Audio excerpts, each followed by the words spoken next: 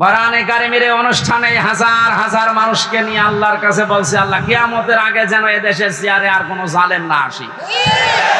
বলেন, আমির জামাত তো এইদিকে ইঙ্গিত দিয়েছিলেন যে এক জালেমের হাত থেকে মুক্ত হয়ে যেন আমরা অন্য কোনো জালেমের হাতে না পড়ি। অথচ কিছু মানুষ নিজের দিকে এটা নিয়ে উল্টা পাল্টা ফতোয়া দিচ্ছে। আরে ভাই, আপনার নাম বলেছে, তাহলে আপনি নিজে অবশ্যই ঠাকুর ঘরে কে রে, আমি তো বলা খাই। আপনার নাম বলেছে যে আপনি এই চেয়ারে বসলে আপনি জুলুম করবেন, তার মানে আপনি করবেন, এই জন্য আপনার ভয় হচ্ছে। ওনার দূরদর্শিতা সম্পর্কে আপনি জানেন না, তাই উল্টা পাল্টা ধারণা করেন। আপনি যে নেতার আদর্শ মেনে চলেন, যার পেছনে স্লোগান দেন, যাকে রায় দিয়ে ভোট দিয়ে নেতা বানিয়েছেন, এই লোকটার যে চরিত্র, এর যা সুরাত সিরাত আর এর যা ঈমান আমলের অবস্থা, ও যদি আল্লাহর সামনে দাঁড়ায়, আপনি তার পেছনে করে দেখলেই তো আল্লাহ রাগ হয়ে যাবে। এটা যদি এভাবে চলতে থাকে, 51 জন যেদিন হবে সেদিন কোনো মহারথী আর বাধা দিয়ে ঠেকাতে পারবে না ইনশাআল্লাহ। রাজনৈতিক জীবনে যেন আপনি জাহান্নামে চলে না যান, এই জন্যই তো পাহারা দিচ্ছি। এক কথা বলেন, আর আপনি উল্টা বুঝে না এটা রাজনীতি হবে। রাজনীতি হবে মানে কোরআন বাদ দিয়ে রাজনীতি আছে? কোরআন বাদ দিয়ে যারা রাজনীতি করেছে তাকান, দরবেশ পর্যন্ত 36,000 কোটি টাকার ইনভেস্ট। যেহেতু কোরআন ছিল না, এই জন্যই তো এত দুর্নীতি। কোন জায়গায় যেন এই দুর্নীতি আর ফিরে আসতে না পারে।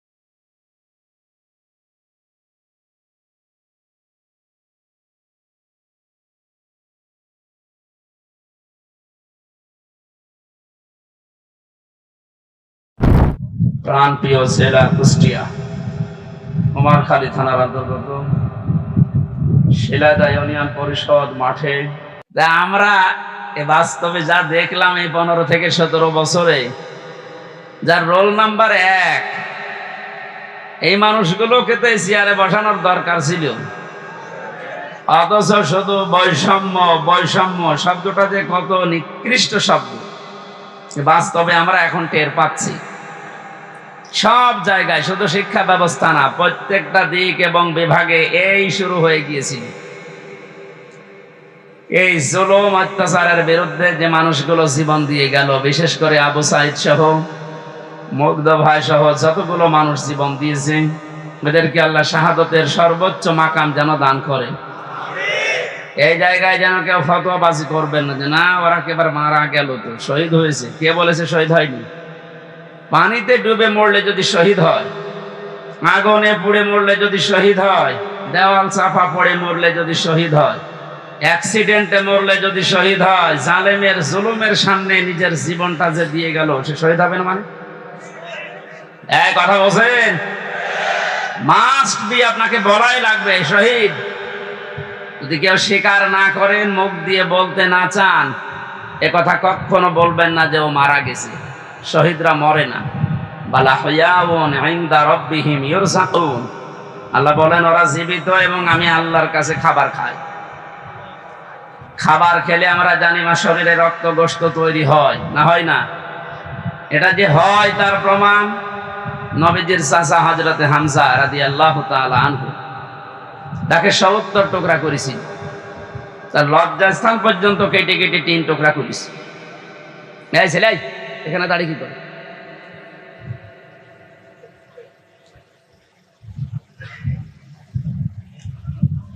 কুষ্টিয়াবাসী হযরতে হামজার এই টুকরা টুকরা অংশগুলো যখন নিয়ে এসে এক জায়গায় করেছিলেন, নবীজি দেখলেন কয়েক টুকরা পাওয়া যাচ্ছে না।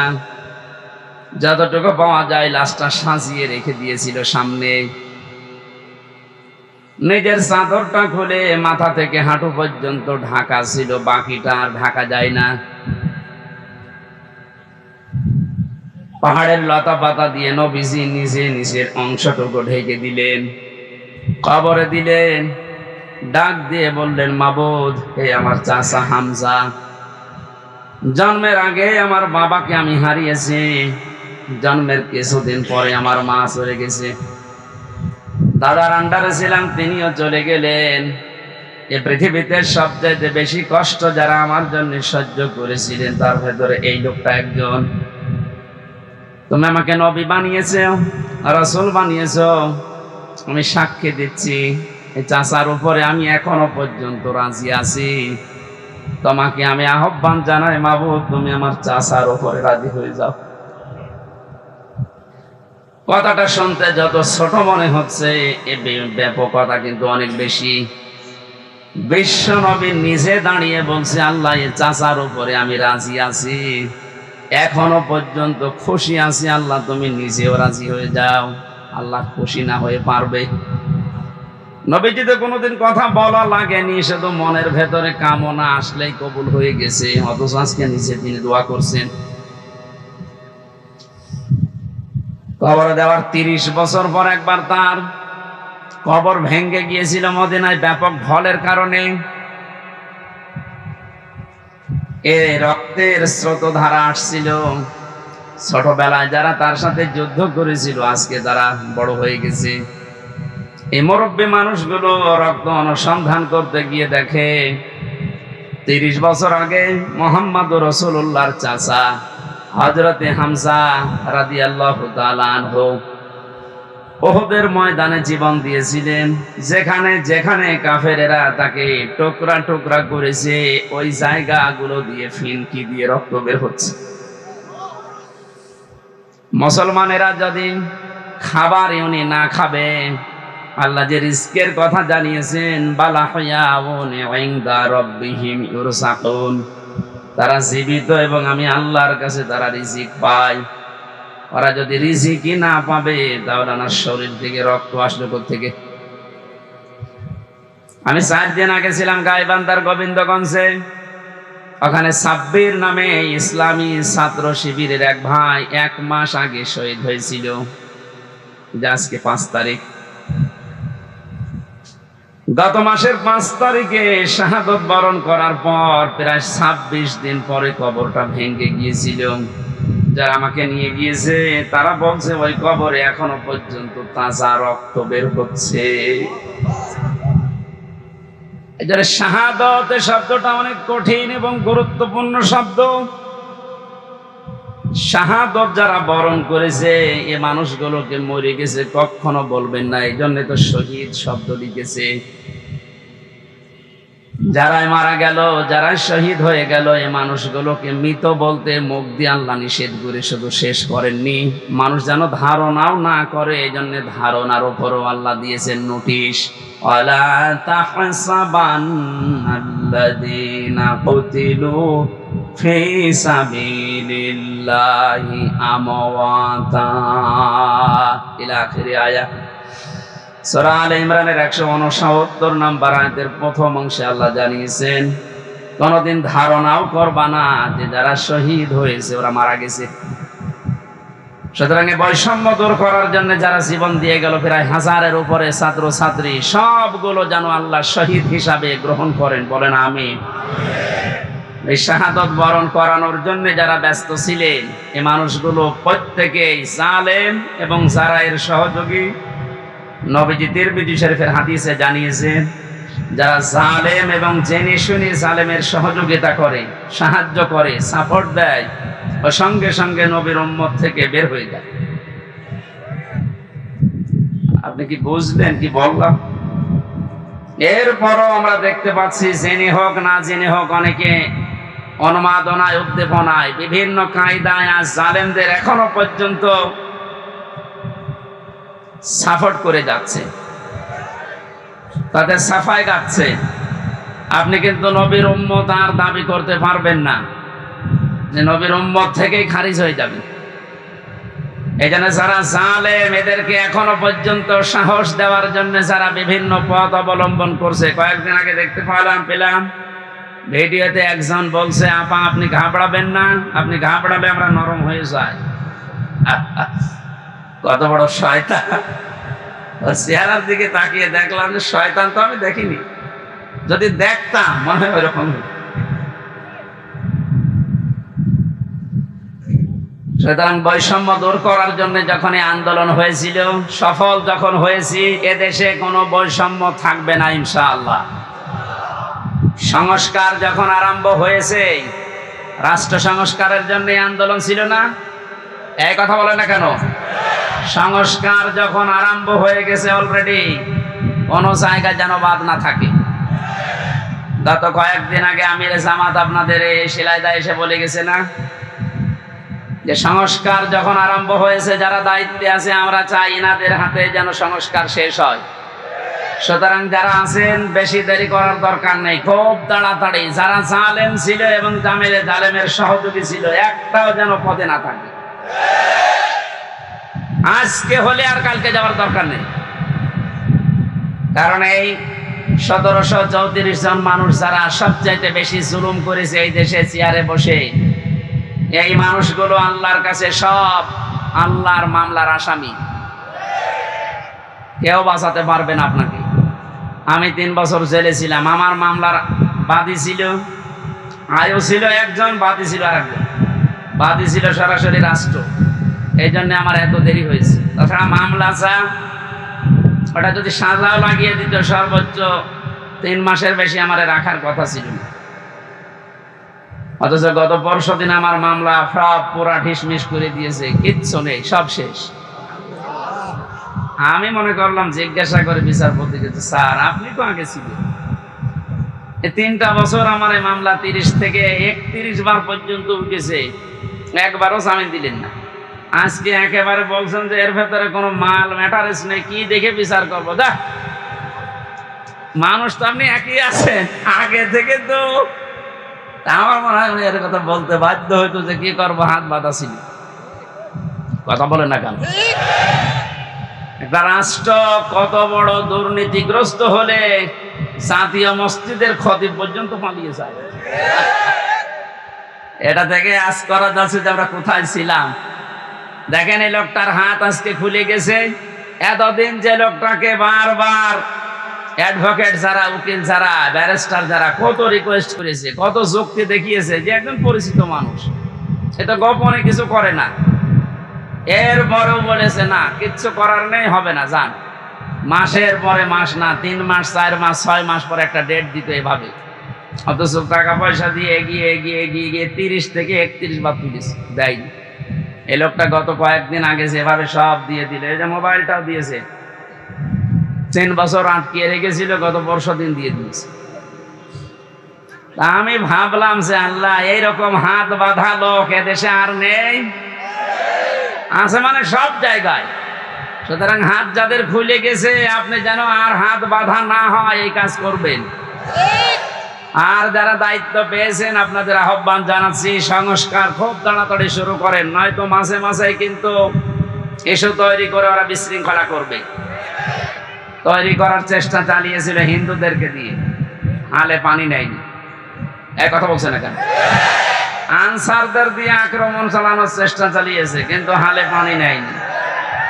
দেশের মানুষ বুঝে ফেলেছে 42,000 আনসার নিয়োগ হয়েছে কয়েক বছরে, তার ভেতরে 35,000 গোপালগঞ্জে।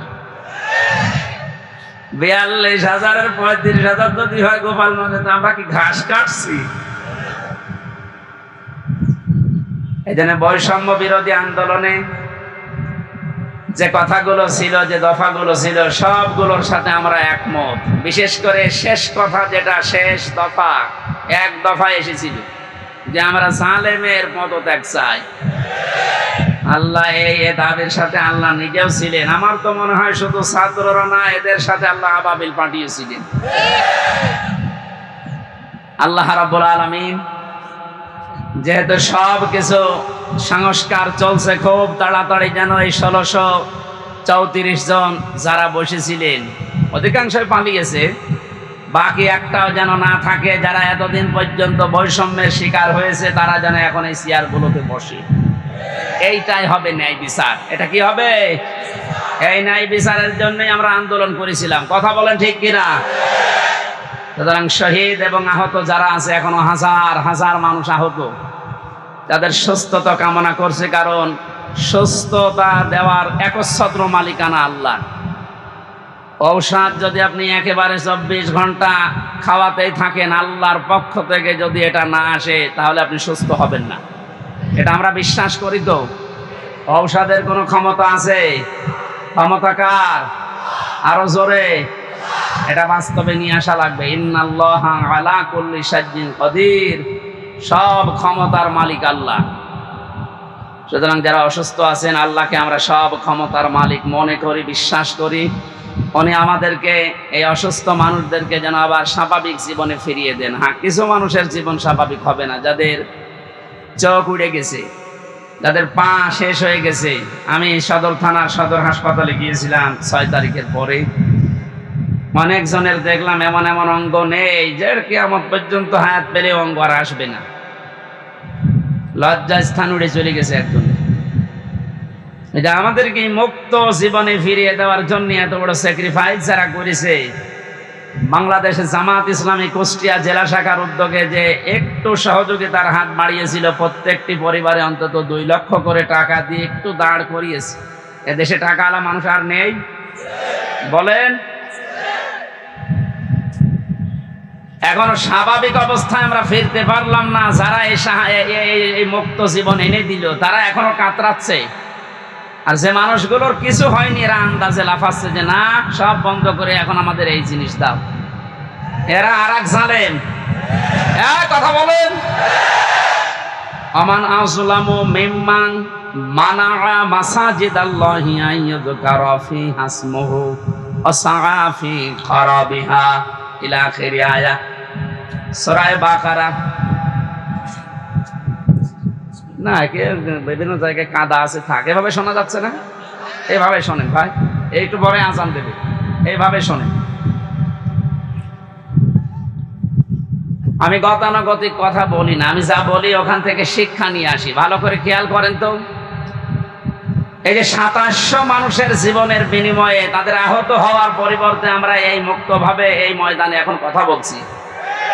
বাংলাদেশ জামাত ইসলামী কুষ্টিয়া জেলা শাখার উদ্যোগে কয়েকদিন আগে এই যে কুষ্টিয়া শহরের এতিমখানায় 500 আলেমকে দাওয়াত দিয়েছিল, সব ঘরনা। সবাই এসেছিল কম বেশি। 2.5-3 ঘন্টা একাধারে আলোচনা হয়েছে আলেমদের। কোনো বাধা নেই, কোনো পাহারাদার নেই, কোনো সিকিউরিটি লাগে নাই। অথচ আগস্টের 5 তারিখের আগে এরকম 500 না, 5 জন এক জায়গায় হলে কত রকমের মামলা হয়ে যেত। আপনি টের পাচ্ছেন কোথা থেকে আল্লাহ কোথায় এনে দিয়েছে? এই বাস্তবতা যাদের জন্য, তাদের খোঁজ খবর নিতে যাও না। এদের জন্য এখন মসজিদে দোয়া হয়, কোরআনে কারিমের দাস হয়, সেগুলো এখন অনেকে উল্টাপাল্টা ফতোয়া দিয়ে বন্ধ করার চেষ্টা করছে। আমাদের জেলায় না শুরু হলেও আশপাশ জেলায় অনেককে বলছে ওমান আযলামু মিম্মান মানাআ মাসাজিদাল্লাহ। আল্লাহ বলেন, বড় জালেম দেখতে চাও? আমরা তো অধিকাংশ মানুষ মনে করি আয়না ঘর যারা তৈরি করেছিল ওরা বড় জালেম। হ্যাঁ, মাস্ট বি, ওরা বড় জালেম।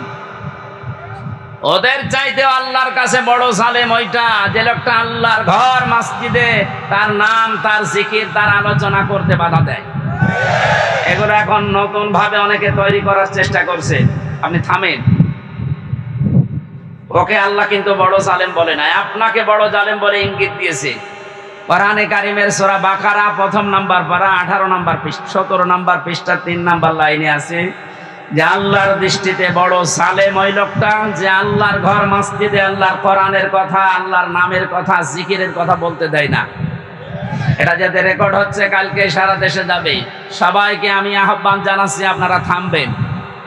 এত বড় কঠিন জুলুমের ভেতরে ওই 17 বছরে আল্লাহর ঘর মসজিদে কেউ কোরআনের কথা বাধা দিতে সাহস পায়নি। আপনি সাহস পাচ্ছেন কোত্থেকে? সুতরাং আপনি থামবেন। নয়তো জালেমরা যেমন মুসলমানদের শত্রু হয়ে বিদায় নিয়েছে, আপনিও শেষ পর্যন্ত শুধু মুসলমানদের না, আল্লাহর টার্গেটে পড়বেন। কারণ জালেমরা টার্গেট কার? এটাকে আমি বানালাম? বলেন। কোরআনে কারীম জানিয়েছে ইন্নামাস সাবিলু আলাল্লাযিনা ইয়াযলিমুনান নাস ওয়া ইয়াবগুনা ফিল আরদি বিগাইরিল হক উলাইকা লাহুম আযাবুন আলীম। সূরা শুরার 42 নম্বর আয়াতে আছে, আল্লাহ বলেন অবশ্যই আমি আল্লাহ নিজে বাদী হব, মামলা দেব, কেস করব। টের পাচ্ছেন কত ওজনওয়ালা শব্দ এটা? আল্লাহ নিজে মামলা দায়ের করবে, নিজে কেস করবে তাদের বিরুদ্ধে, ইয়াজলিমুনান নাস, যারা মানুষ হয়ে মানুষের উপরে জুলুম করছে। আল্লাহ পাক ইয়াজলিমুনাল মুসলিমুনা দেয়, নিজে যারা মুসলমানদের উপরে জুলুম করেছে তারা আল্লাহর মামলার আসামি না। ইয়াজলিমুনান নাস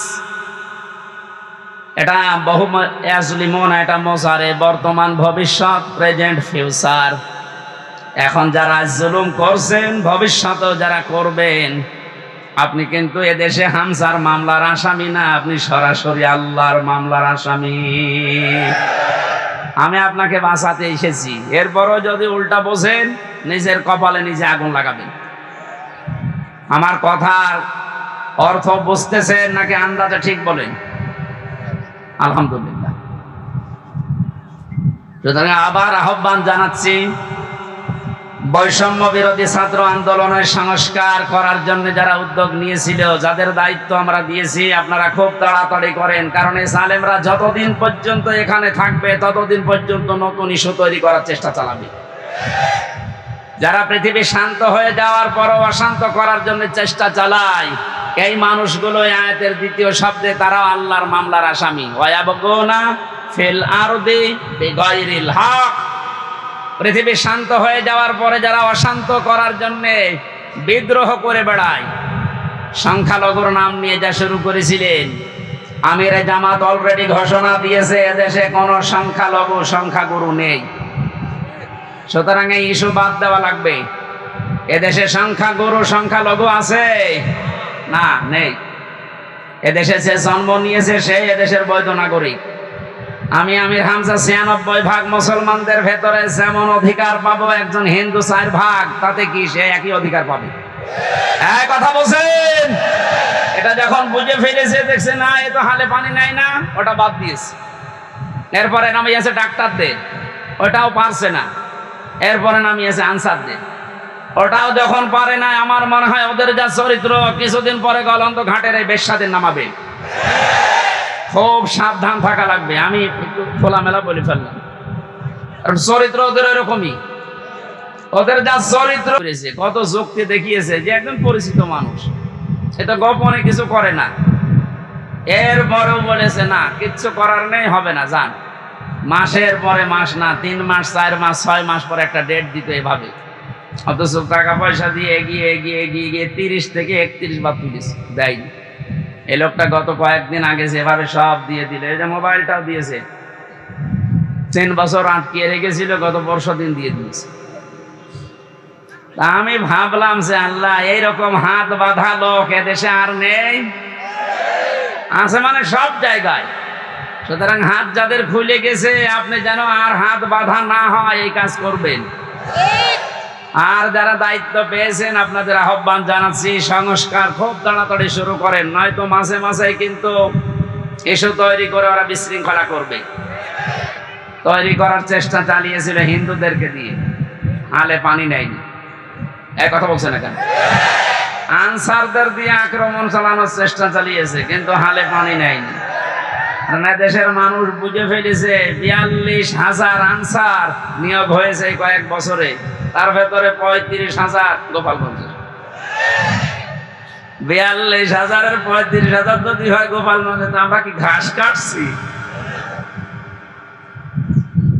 এই জন্য বৈষম্য বিরোধী আন্দোলনে যে কথাগুলো ছিল, যে দফাগুলো ছিল, সবগুলোর সাথে আমরা একমত। বিশেষ করে শেষ কথা, যেটা শেষ দফা, এক দফা এসেছিল যে আমরা জালেমের পদত্যাগ চাই। আল্লাহ এই দাবির সাথে আল্লাহ নিজেও ছিলেন। আমার তো মনে হয় শুধু ছাত্ররা না, এদের সাথে আল্লাহ আবাবিল পাঠিয়েছিলেন। আল্লাহ রাব্বুল আলামিন যেহেতু সব কিছু সংস্কার চলছে খুব তাড়াতাড়ি, যেন এই 1634 জন যারা বসেছিলেন অধিকাংশই পালিয়েছে, বাকি একটাও যেন না থাকে, যারা এতদিন পর্যন্ত বৈষম্যের শিকার হয়েছে তারা যেন এখন এই চেয়ারগুলোতে বসে। এইটাই হবে ন্যায় বিচার। এটা কি হবে?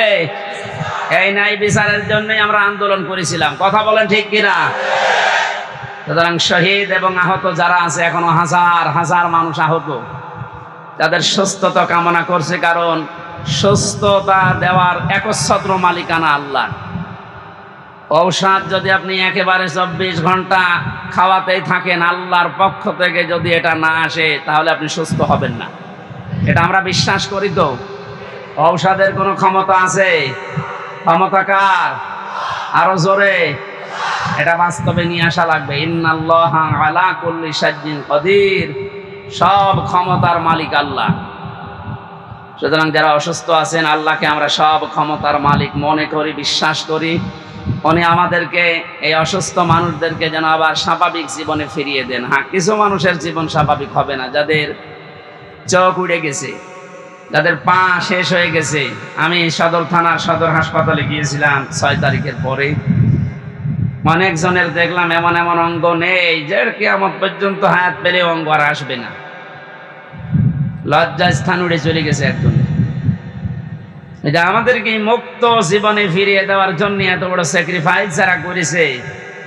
বাংলাদেশে জামাত ইসলামী কুষ্টিয়া জেলা শাখার উদ্যোগে যে একটু সহযোগিতার হাত বাড়িয়েছিল, প্রত্যেকটি পরিবারে অন্তত 2 লক্ষ করে টাকা দিয়ে একটু দাঁড় করিয়েছে। এদেশে টাকাওয়ালা মানুষ আর নেই? বলেন। এখনো স্বাভাবিক অবস্থায় আমরা ফিরতে পারলাম না। যারা এই মুক্ত জীবন এনে দিল, তারা এখনো কাতরাচ্ছে। আর যে মানুষগুলোর কিছু হয়নি, এরা আন্দাজে লাফাচ্ছে যে না, সব বন্ধ করে এখন আমাদের এই জিনিস দাও। এরা আর এক জালেম। কথা বলেন। আমান আযলামু মিম্মান মানাআ মাসাজিদাল্লাহি আন ইউযকারা ফিহা ইসমুহু ওয়া সাআ ফি খারাবিহা ইলা আখিরি আয়াত, সূরা বাকারা। না, বিভিন্ন জায়গায় কাদা আছে, থাক, এভাবে শোনা যাচ্ছে না? এইভাবে শোনেন ভাই, একটু পরে আজান দেবে, এইভাবে শোনেন। আমি গতানুগতিক কথা বলি না, আমি যা বলি ওখান থেকে শিক্ষা নিয়ে আসি। ভালো করে খেয়াল করেন তো। এই যে 2700 মানুষের জীবনের বিনিময়ে তাদের আহত হওয়ার পরিবর্তে আমরা এই মুক্তভাবে এই ময়দানে এখন কথা বলছি। বাংলাদেশ জামাত ইসলামী কুষ্টিয়া জেলা শাখার উদ্যোগে কয়েকদিন আগে এই যে কুষ্টিয়া শহরের এতিমখানায় 500 আলেমকে দাওয়াত দিয়েছিল, সব ঘরনা, সবাই এসেছিল কম বেশি। 2.5-3 ঘন্টা একাধারে আলোচনা হয়েছে আলেমদের। কোনো বাধা নেই, কোনো পাহারাদার নেই, কোনো সিকিউরিটি লাগে নাই। অথচ আগস্টের 5 তারিখের আগে এরকম 500 না, 5 জন এক জায়গায় হলে কত রকমের মামলা হয়ে যেত। আপনি টের পাচ্ছেন কোথা থেকে আল্লাহ কোথায় এনে দিয়েছে?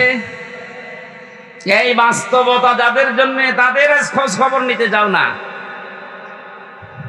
এদের জন্য এখন মসজিদে দোয়া হয়, কোরআনে কারিমের দার্স হয়, সেগুলো এখন অনেকে উল্টাপাল্টা ফতোয়া দিয়ে বন্ধ করার চেষ্টা করছে। আমাদের জেলায় না শুরু হলেও আশপাশ জেলায় অনেককে বলছে ওমান আযলামু মিম্মান মানাআ মাসাজিদাল্লাহ। আল্লাহ বলেন, বড় জালেম দেখতে চাও?